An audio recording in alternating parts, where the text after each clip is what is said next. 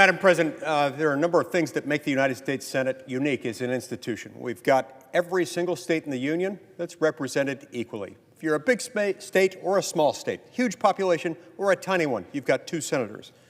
That makes our work all the more important and all the more unique. We need to represent our states, looking out for the people of our states, and our states sometimes as states.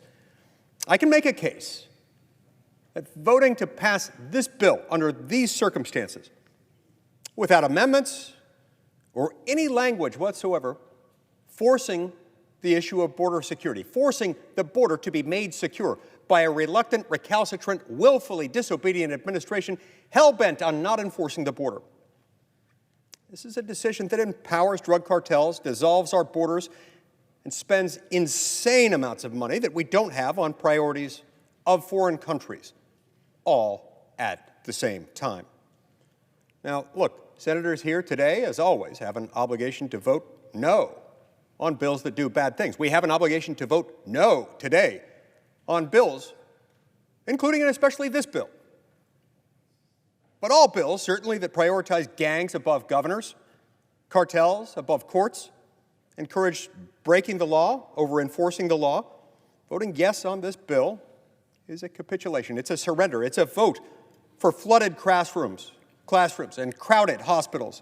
It's a vote for increased homelessness, death by overdose. It's a vote that undermines law enforcement, puts citizenship itself at risk and in doubt, adds burdens to teachers, food banks, undercuts safety in our community parks, and threatens the first jobs that lead to the second jobs that ultimately culminate in the best jobs for our younger people. Those who vote yes undermine what senators are elected to do, first and foremost, which is to represent our states, not sides. Every senator has the chance today, the chance tonight, this very evening, to vote no on this bill, and by so doing, vote in support of governors, schools, hospitals, churches, playgrounds, clean streets, and safe neighborhoods. By voting against more funding for Ukraine tonight in this bill, without any language finally compelling President Biden to enforce the border, senators have a chance to vote against more border chaos, no to sanctioned corruption, and no to shifting our burden of representation onto the shoulders of families, police officers, charitable organizations, school principals, judges, doctors, and parents. Look, at the end of the day, everyone wants peace. World peace, however, isn't always within our grasp. World peace isn't our principal business. All we can do is world funding, and that's all government can ever do. Tax, spend, print, and force. Our economy is our business.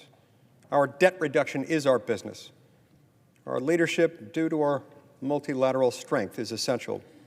But this, alas, undermines what makes us strong in an attempt to prove our strength.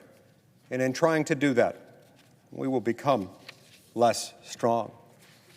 We're not helping any group of people whenever we prolong a war in which they're involved. It doesn't help the Ukrainian people to prolong their suffering in this war. And it doesn't help our people to refuse defiantly, after the Senate Republican conference has come to a conclusion, after Senate Republicans have made a commitment to each other, to our counterparts in the House, to voters in our respective states and across America, we use this as an opportunity to force a bargain, a real bargain, a bargain that harnesses appetite, more prevalent on the left, to fund Ukraine, and an appetite, sadly, existing almost exclusively among Republicans, to force the issue of border security. We committed to that some 3 months ago.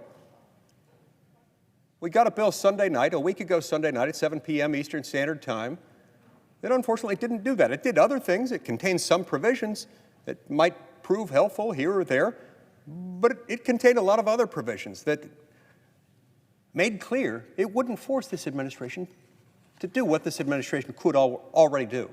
That was the essence of the bargain that we struck, the agreement, the commitment that we made to each other and to our voters months ago.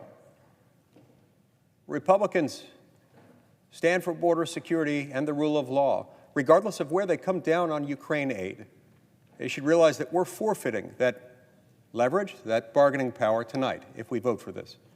I encourage my colleagues emphatically to oppose cloture tonight, and by opposing cloture, to vote for America's communities and for the rule of law.